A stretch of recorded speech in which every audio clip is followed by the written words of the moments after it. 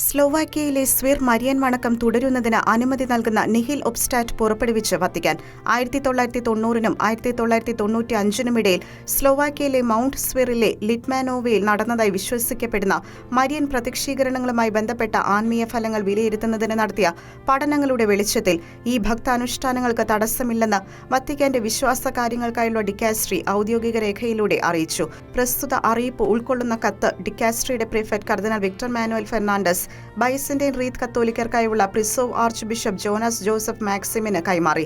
സ്ഥലത്ത് പതിവായി വരുന്ന തീർത്ഥാടകർക്ക് ലഭിക്കുന്ന നിരവധി ആത്മീയ ഫലങ്ങളെ ഡിക്കാസ്ട്രിയുടെ രേഖയിൽ പ്രത്യേകം പരാമർശിക്കുന്നതോടൊപ്പം അതിയായ സന്തോഷവും രേഖപ്പെടുത്തുന്നുണ്ട്. ക്രിസ്തുവിന്റെ സന്തോഷം പ്രദാനം ചെയ്യുന്നതും ആന്തരിക സ്വാതന്ത്ര്യ വാഗ്ദാനം ചെയ്യുന്നതുമായ സന്ദേശങ്ങളാണ് പരിശുദ്ധ അമ്മ വഴിയായി ലഭിച്ചതെന്നുള്ള വസ്തുത നിരവധി ആളുകൾക്ക് മാനസാന്തരത്തിനുള്ള പാത തുറന്നുകൊടുത്തതും രേഖ അടിവരയിടുന്നു. വിവിധ വർഷങ്ങളിലായി പ്രത്യക്ഷപ്പെട്ട അവസരത്തിൽ മാതാവ് നൽകിയ സന്ദേശങ്ങളുടെ ചില ഭാഗങ്ങളും ഡിക്കാസ്ട്രിയുടെ രേഖയിൽ എടുത്തു പറയുന്നുണ്ട്. യേശു നിങ്ങളെ സ്വതന്ത്രരാക്കട്ടെ.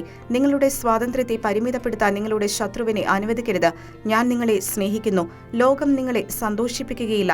യേശുവിൽ സന്തോഷവും സമാധാനവും കണ്ടെത്തുക എന്നീ സന്ദേശങ്ങൾ മാനസാന്തരത്തിലേക്കുള്ള ക്ഷണം ഉൾക്കൊള്ളുന്നതായി ഡിക്കാസ്ട്രി വിവരിക്കുന്നു. സന്ദേശങ്ങളിലെ കാതലായ സത്യങ്ങൾ അംഗീകരിക്കുന്നതോടൊപ്പം അതിലെ ചില അവ്യക്തതകളും ഡിക്കാസ്ട്രിയുടെ രേഖയിൽ ചൂണ്ടിക്കാണിക്കുന്നുണ്ട്. പ്രത്യക്ഷപ്പെടലുകളുടെ അമാനുഷിക ആധികാരികതയെ അംഗീകരിക്കുന്നില്ല എങ്കിലും പൊതുവണക്കത്തിന് അനുമതി നൽകുന്നതായി ഡിക്കാസ്ട്രി രേഖയിലൂടെ പ്രഖ്യാപിച്ചു. International desk, Shekinah news.